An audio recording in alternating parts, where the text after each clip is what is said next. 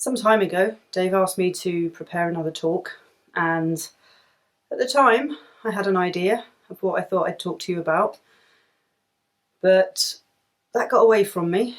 It slithered and slipped like an eel, and eventually Dave said to me, "Can you do this date?" And I pinned my colours to the mast and said I'd do it, and then realised that meant I had about 3 days to put together all the notes that I'd come up with and make some sense of them and make it fit the time that I had. So it'll be interesting to see how this works. It'll either work or it won't, but hopefully I'll have something that I can send across to Dave on Tuesday so that God can speak on Sunday morning. So the bit of verse, or the bit of Bible I think I've narrowed it down to is from Genesis chapter 28. And to those who know their Bible and their Old Testament in particular really well, they'll know straight away that this puts us in the story of Jacob. He's perhaps not behaved as best he could. He's been pretty deceitful, caused some rows with his brother, or had some rows with his brother, and his brother is now after his blood, quite literally. So on the advice of his parents, he heads out off to another place. And so Genesis 28:10 says, Jacob left Beersheba and set out for Haran. When he reached a certain place, he stopped for the night because the sun had set. Taking one of the stones there, he put it under his head and lay down to sleep. He had a dream in which he saw a stairway resting on the earth, with its top reaching to heaven, and the angels of God were ascending and descending on it. There above it stood the Lord, and he said, I am the Lord, the God of your father Abraham and the God of Isaac. I will give you and your descendants the land on which you are lying. Your descendants will be like the dust of the earth, and you will spread out to the west and to the east, to the north and to the south. All peoples on earth will be blessed through you and your offspring. I am with you and will watch over you wherever you go, and I will bring you back to this land. I will not leave you until I have done what I have promised you. When Jacob awoke from his sleep, he thought, surely the Lord is in this place and I was not aware of it. He was afraid and he said, how awesome is this place? This is none other than the house of God. This is the gate of heaven. Early the next morning, Jacob took the stone he had placed under his head and he set it up as a pillar and poured oil on top of it. He called that place Bethel, though the city used to be called Luz. Then Jacob made a vow, saying, if God will be with me and will watch over me in this journey I am taking, and will give me food to eat and clothes to wear, so that I return safely to my father's house, then the Lord will be my God, and this stone that I have set up as a pillar will be God's house, and of all that you give me, I will give you a tenth. As I say, there's been issues where there've been manipulation, try and sort of rob his brother, I suppose is the way it's phrased, of his inheritance, his birthright. And actually I'm thinking about this now, and I'm thinking of the stories that have been all over the press recently about the royal family. And sibling rivalry, I guess it transcends not only all ages and all generations, but also all financial settings, all types of sibling rivalry. None of us are immune to it. But equally with that, none of us are immune to behaving badly, making mistakes, whatever our own particular weakness or sin might be, whatever thing we might do that we're ashamed of. And I guess that's one of the reasons I really loved this passage, because, as I said, Jacob's left his hometown under a cloud. His brother is after his blood. And off he goes with his parents' blessing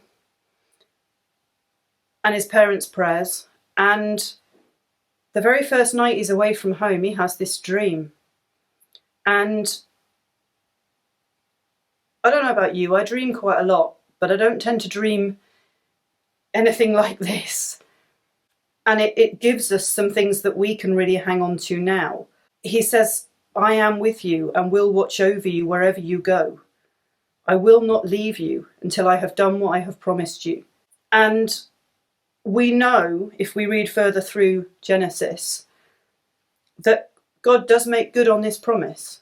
He gets named Israel, and he becomes the father of the 12 tribes. And from a promise given firstly to Abraham, this promise that he will populate the land with his descendants, that you will spread out in all directions, and your people, all people on earth will be blessed through you and your offspring. We know that it becomes true, and that there is a very direct and clear line through from Jacob, through the tribes, to Joseph, who marries Mary, the mother of Jesus. And I suppose really I wanted to just, for me, I take reassurance from this, that we can mess up, we can be insignificant, we're not immune to sin. But God can make promises to us, and God has made promises to us. God has promised that he will never leave us. He has promised that his Spirit will stay with us.